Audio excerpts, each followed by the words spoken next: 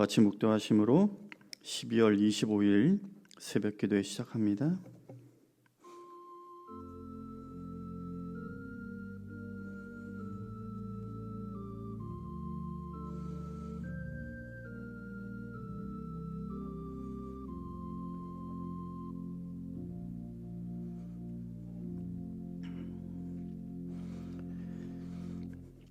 사랑의 하나님, 오늘은 우리 아기 예수님 탄생하신 성탄절입니다.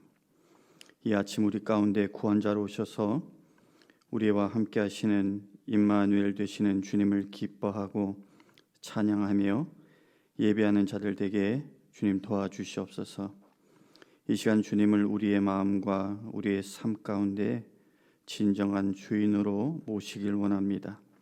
친히 주장하시고 다스리셔서 주님의 은혜가 경험되어지고 감사의 고백으로 주님께 영광 돌리는 복된 시간으로 인도하여 주시옵소서. 감사함이 예수님 이름으로 기도합니다. 아멘. 찬송가 524장 함께 부르겠습니다.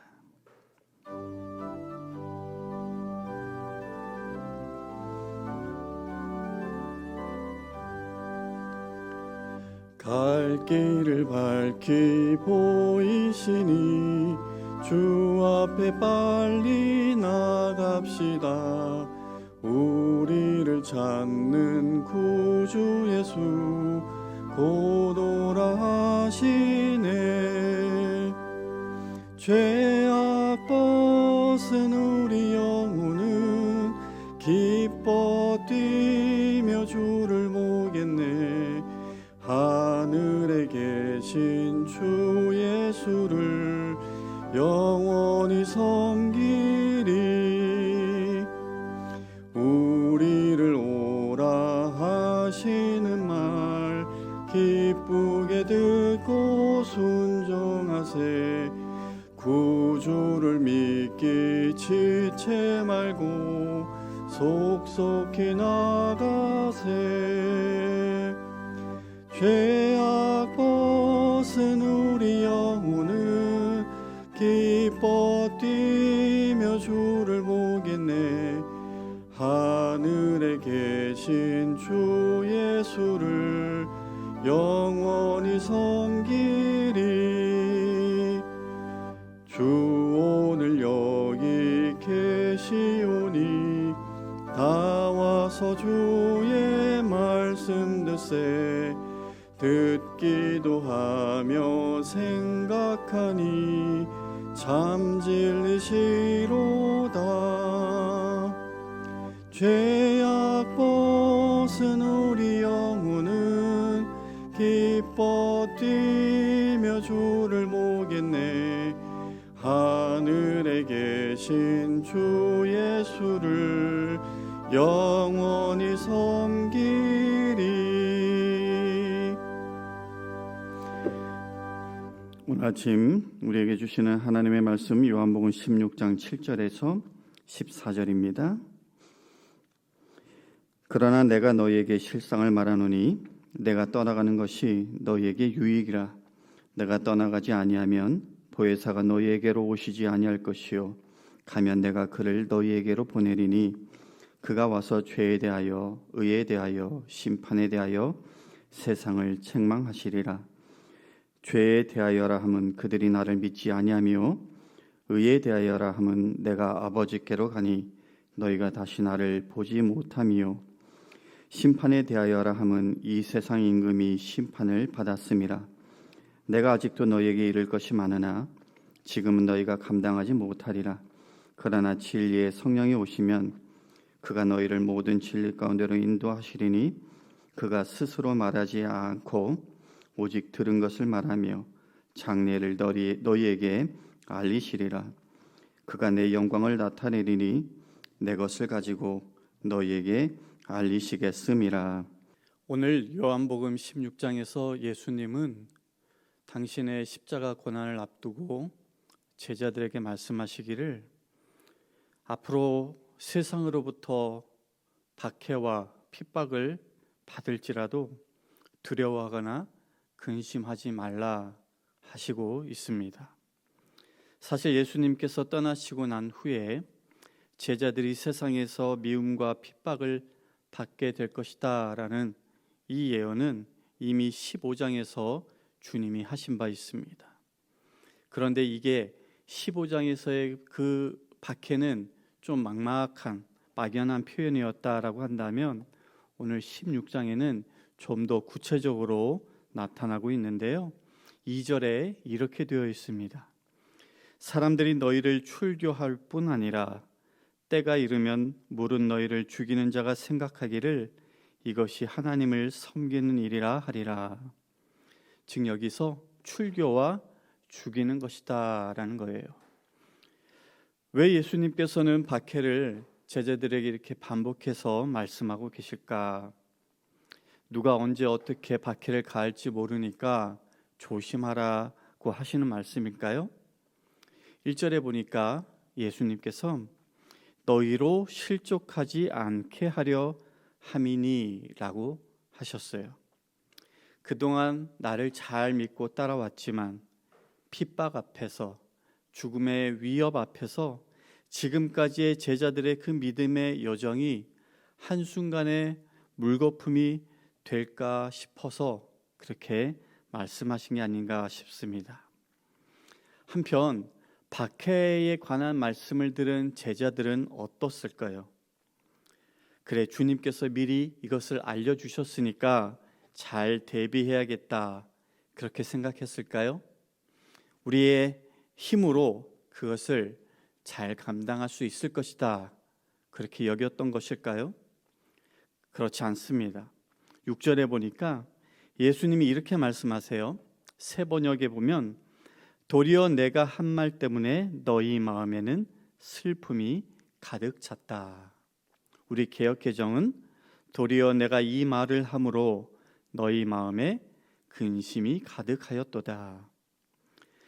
지난 14장에서 예수님은 당신이 떠나신다라는 그 말을 들은 제자들이 이미 그 마음에 근심했다라는 기록이 있어요.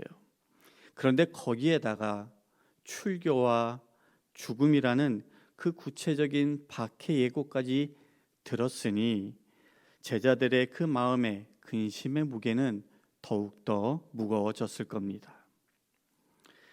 다가올 박해를 제자들이 자기들 힘으로 감당할 수 없다라는 것을 주님은 사실 이미 알고 계셨습니다. 그래서 오늘 본문에 도우시고 지키시는 보혜사 성령을 보내주시겠다라고 약속하고 있는데요. 7절입니다. 그러나 내가 너희에게 실상을 말하노니 내가 떠나가는 것이 너희에게 유익이라. 내가 떠나가지 아니하면 보혜사가 너희에게로 오시지 아니할 것이요 가면 내가 그를 너희에게로 보내리니. 이렇게 보혜사를 보내시겠다라는 것, 이건 역시 지난 14장 16절 17절에 이미 약속하신 내용입니다. 제가 읽어드릴게요. 내가 아버지께 구하겠으니 그가 또 다른 보혜사를 너희에게 주사 영원토록 너희와 함께 있게 하리니 그는 진리의 영이라. 세상은 능히 그를 받지 못하나니 그를 보지도 못하고 알지도 못함이라. 그러나 너희는 그를 아나니 그는 너희와 함께 거하시며 또 너희 속에 계시겠음이라.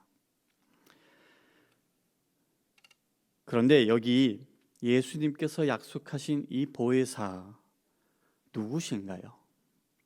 방금 읽어드린 이 두 구절에 보면요, 보혜사를 진리의 영 또는 진리의 성령이라고 말하고 있습니다. 여기서의 진리는 어떤 개념을 말하고 있는 것이 아니에요. 여기서의 진리는 온전한 인격으로서 곧 예수님 당신을 의미하는 겁니다. 말씀이 육신이 되어 우리 가운데 거하셨다라고 할 때 그 말씀이 예수님을 뜻하는 것처럼 여기서의 진리는 곧 예수님을 의미합니다. 그런데 진리의 영, 즉 예수님의 영이신 보혜사는 일회성으로 한 번 왔다가 그리고 가는 분이 아니라 계속해서 함께 거하고 제자들 속에 계시는 분, 즉 내주하는 분이다라고 하고 계십니다.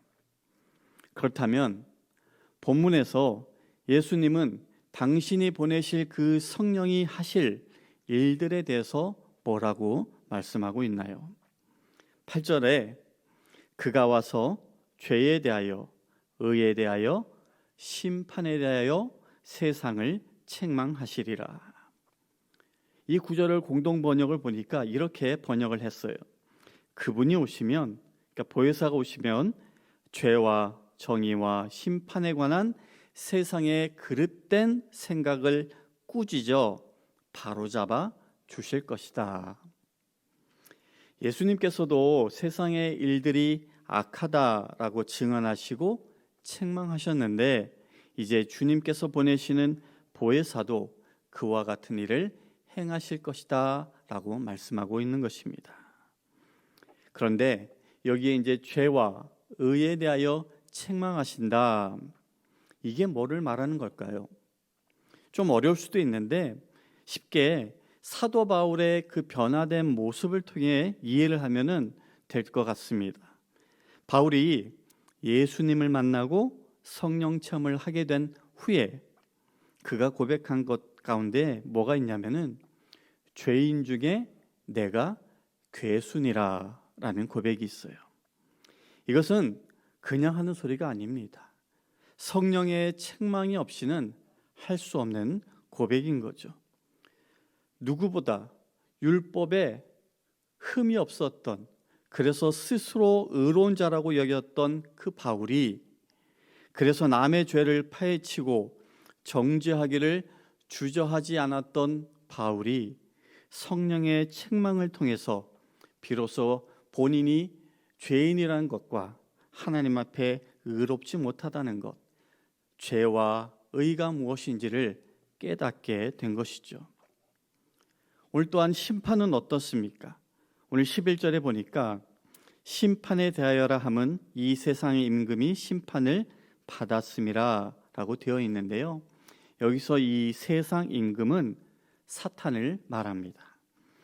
예수님의 십자가의 죽으심과 부활은 우리 죄인들을 구원하시려는 하나님의 그 사랑을 확증시켜주는 사건이기도 하지만 동시에 사탄에 대한 심판을 포함하는 것이기도 합니다. 그래서 요한일서 3장 8절은 이렇게 말하고 있어요. 하나님의 아들이 나타나신 것은 마귀의 일을 멸하려 하심이라. 즉 십자가에 달려 고통을 받고 죽으신 분은 예수님이었지만 실제로 심판을 받은 것은 사탄이었던 것이죠. 따라서 예수님이 십자가에서 다 이루었다라고 하셨을 때에 그 외침은 우리를 위한 대속만이 아니라 사탄에 대한 심판까지도 완료되었다라는 것을 선포하는 외침이었습니다. 그리고 창세기 3장 15절에 원복음이 성취된 것이기도 한데요, 창세기 3장 15절, 여자의 후손은 내 머리를 상하게 할 것이요 너는 그의 발꿈치를 상하게 할 것이니라. 여기서의 여자 후손 예수 그리스도를 말하고 있죠. 그렇게 이미 심판을 받은 사탄은 그리스도 예수 안에 온전히 거하는 성도들에게는 이제 더 이상 지배자로서 군림하지 못합니다. 그래서 야고보서 4장 7절은 이렇게 우리들에게 명하고 있어요. 그런즉 너희는 하나님께 복종할지어다. 마귀를 대적하라. 그리하면 너희를 피하리라. 우리가 예수 그리스도 그 이름의 능력을 믿고 담대하게 싸우기만 한다면 사탄은 우리를 피하게 되어 있다라는 말씀이에요.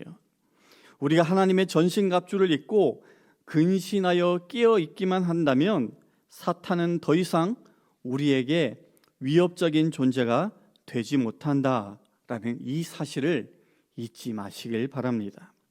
사탄이 우리에게 할 수 있는 일은 고작해야 기회를 엿보다가 틈이 보이면 위협하는 그 정도 수준밖에 안 됩니다. 이것을 기억하시고 담대하게 주님의 이름으로 대적하시는 저와 여러분 우리 모두가 될 수 있기를 주님의 이름으로 축원합니다. 예수님께서 떠나시고 난 후에 오시는 보혜사 성령, 다음과 같은 두 가지 사실을 확인시켜 줍니다. 하나는 로마서 8장 1절 2절인데요. 그러므로 이제 그리스도 예수 안에 있는 자에게는 결코 정죄함이 없나니 이는 그리스도 예수 안에 있는 생명의 성령의 법이 죄와 사망의 법에서 너를 해방하였음이니라. 즉 예수 안에 있는 우리가 더 이상 정죄를 당하지 않게 될 것이다 라는 그 사실을 확인시켜 주는 것이고, 또 하나는 요한복음 5장 29절에 선한 일을 행한 자는 생명의 부활로, 악한 일을 행한 자는 심판의 부활로 나오리라. 즉 예수를 거부하는 사람마다 두려운 심판이 기다리고 있다라는 그 사실도 확인시켜 준다라는 겁니다. 사랑하는 성도 여러분, 제자들만이 아니라 우리가 정말로 믿음 가운데 걸어가는 이 길에도 적지 않은 어려움이 따르게 될 것입니다. 그때 성경은 우리에게 피하거나 우회해서 가는 그런 방법이 아니라 또 다른 방법을 알려주고 계십니다. 그것은 주님께서 약속하시고 보내주시겠다 한 그 성령의 인도를 쫓는 것입니다. 우리 안에 내주하시는 주의 성령, 진리의 성령님은 지금도 우리를 도우시고 지켜주길 원하고 계십니다.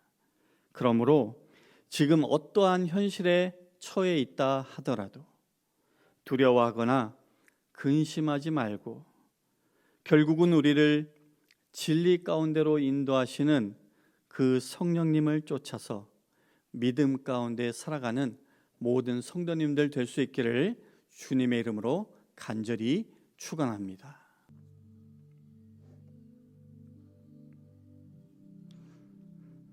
하나님, 믿음의 길을 걸어가는 것이 만만치 않다라는 것을 종종 깨닫게 됩니다. 적어도 우리가 살아가는 이 미국 땅에서는 예수님 때처럼 믿음으로 인하여 직접적인 박해나 핍박이 있지는 않지만 또 다른 어려움을 만나게 됩니다. 특별히 세상의 많은 유혹과 시험이 계속해서 많은 성도들을 믿음의 길에서 벗어나도록 현혹하고 또 도전하고 있는데, 그때마다 주의 성령께서 강권적으로 붙들어 주셔서 진리 가운데로 걸어가도록 주님 역사하여 주시옵소서. 성령을 통하여 오늘도 주의 임재를 깊이 느끼는 복된 삶을 허락하여 주시옵소서. 이제는 우리 주 예수 그리스도의 은혜와 하나님 아버지의 극진하신 사랑과 성령님의 감화감동 교통하심이 오늘도 성령을 쫓아 믿음 가운데 살아가길 결단하고 나아가는 모든 성도님들 머리 위에 지금부터 영원까지 함께 하시기를 간절히 축원하옵나이다. 아멘.